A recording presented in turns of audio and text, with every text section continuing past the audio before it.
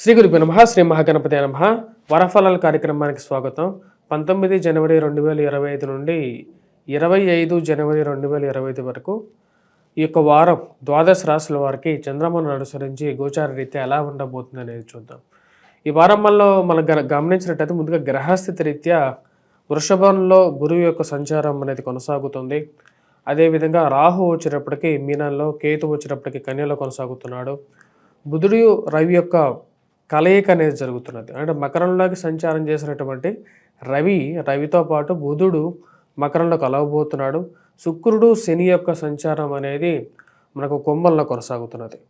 ఈ యొక్క వారంలో వచ్చేటప్పటికి అత్యంత ముఖ్యమైనటువంటి మార్పు, కుజుడు ఎవరైతే స్తంభన జరుగుతున్నదో ఆ కుజుడు వక్రత్వం పొంది తిరిగి మళ్ళీ తన యొక్క మార్పు అనేది మళ్ళీ మిథునంలోకి రాబోతున్నాడు అన్నమాట.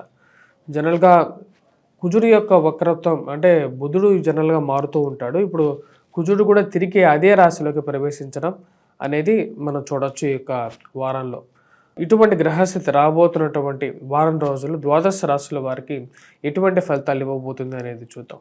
కుంభరాశి వారికి ఈ వారం సానుకూలమైనటువంటి ఫలితాలు గోచరిస్తూ ఉన్నాయి. ఇరుగు పొరుగు సఖ్యత విషయంలో కొన్ని జాగ్రత్తలు తీసుకోవాలని చెప్పి నిర్ణయించుకుంటారు.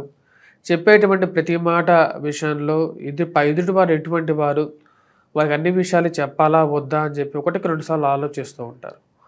ఒకప్పట్లాగా అన్నీ ఓపెన్గా ఉండకూడదు. ఎందుకంటే మనం ఒకరితో చెప్తున్నవి విషయాలు బయటికి ఎలాగైనా వెళ్తున్నాయి, ఎవరి ద్వారా వెళ్తున్నాయా అని చెప్పి ఒక ఆలోచనలను ఎక్కువగా మిమ్మల్ని వెంటాడుతూ ఉంటాయి. సో కాబట్టి మన విషయాలు కొన్ని జాగ్రత్తగా పరుచుకోవాలి. అన్ని విషయాలు అందరికీ చెప్పాల్సిన అవసరం లేదు.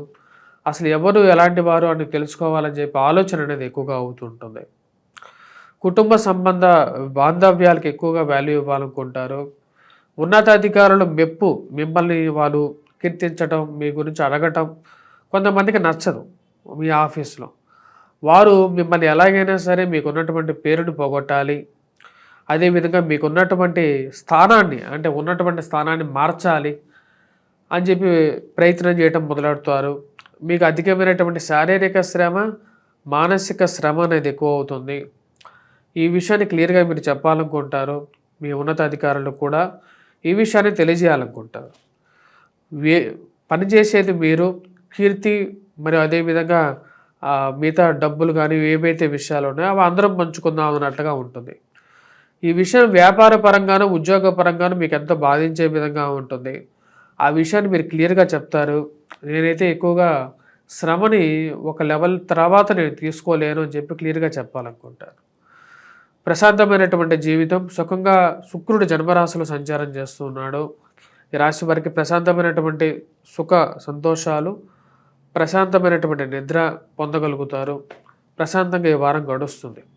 పిల్లల యొక్క ఎదుగుదల, వారు సాధించేటువంటి విజయాలు ఆనందాన్ని గురిచేసే విధంగా ఉంటుంది. పిల్లలకి గురించి కొద్ది ఎక్కువగా డబ్బు ఖర్చు పెట్టాల్సినటువంటి పరిస్థితి ఉంటుంది. ఖర్చు పెట్టేది మన పిల్లలకి అయినప్పుడు దాని గురించి 10 రూపాయలైనా సరే, 100 రూపాయలైనా సరే ఆలోచించాల్సిన అవసరం లేదు అని చెప్పి మీరు భావిస్తారు. దానికి తగిన విధంగానే ముందుకు వెళ్తారు. నూతన ఉద్యోగ అన్వేషణ చేయాలని చెప్పి భావిస్తారు. ఇంతటి శారీరక శ్రమ పడుతూ ఇక్కడ ఉద్యోగం చేయాల్సిన అవసరం ఏంటి, కొత్త ఉద్యోగం ప్రయత్నం ఆరంభిస్తే మంచిది అనుకుంటారు. రాజకీయంగా మీరు ఎదగడానికి మీరు చేస్తున్నటువంటి ప్రయత్నాలు మిమ్మల్ని చూసి ఓర్వలేని తనంతో కొంతమంది మీ మీద నెగిటివ్ ప్రాపగాండా చేయాలని చెప్పి భావిస్తారు. ఏం చేసినా సరే మీరు ముందుకు వెళ్ళాలి, జీవితంలో పైకి ఎదగాలి అని చెప్పి ఆ భగవంతుడు నిర్ణయిస్తే మిమ్మల్ని ఎవరు ఆపలేరు. ఆ విషయాన్ని మీకు క్లియర్గా తెలుసు. అదే విషయం నమ్మకంతో ఉంటారు దేవుడి మీద.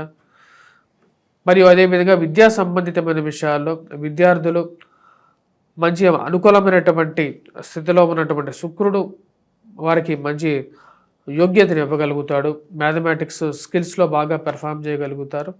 మంచి ఉత్తీర్ణత శాతం సాధించగలుగుతారు. వారాంతాల్లో కొంచెం మిశ్రమమైనటువంటి ఫలితాలు కూడా గోచరిస్తూ ఉన్నాయి. ఆ విషయాన్ని గమనించగలుగుతారు. ఈ రాశి వారు చేసుకోవలసినటువంటి పరిహారాల్లో ముఖ్యంగా వచ్చేటప్పటికి కుజగ్రహ మంత్రజపం అనేది స్టార్ట్ చేయండి. 21వ తారీఖు తర్వాత కుజుడు అంత అనుకూలమైనటువంటి స్థితిలోకి వెళ్ళట్లేదు. కుజగ్రహ మంత్రజపం, కుజాష్టకాన్ని పఠించడం, మరియు అదేవిధంగా హనుమాన్ చాలీసా పఠించడం, సింధూరాన్ని ధరించడం, వాటితో పాటు సూర్యనారాయణ స్వామిని పూజించినట్లయితే ఎర్రటి పూలతో సానుకూలమైనటువంటి ఫలితాలు పొందగలుగుతారు.